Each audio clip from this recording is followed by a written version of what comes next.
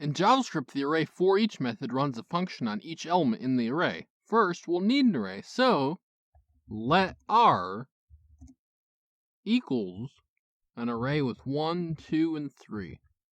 Now let's do R dot forEach parentheses parentheses n arrow curly braces console.log n. This might look crazy if you haven't seen it before. It is an arrow function. I've done a video where I go into depth on arrow functions that I'll link to down in the description. For now, this line says, on each element in R, console.log the element. If we run this code, you'll see 1, 2, and 3 printed out. With the forEach function, your arrow function takes in another argument, that being the index of the current item the function is working on.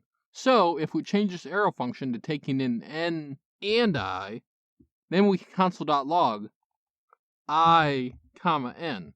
This means, for every element, print the element's index, followed by a space, followed by the element. If we run this code, you'll see exactly that printed out. Last, we will get the sum of all the elements in R. We'll keep our array, and then we will do let sum equals 0.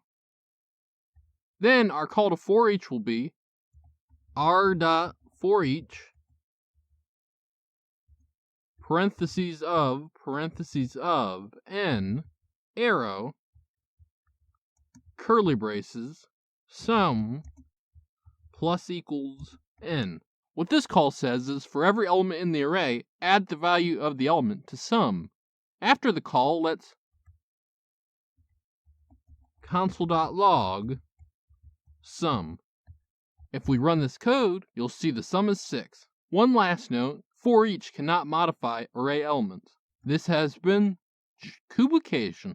Like and subscribe to learn more.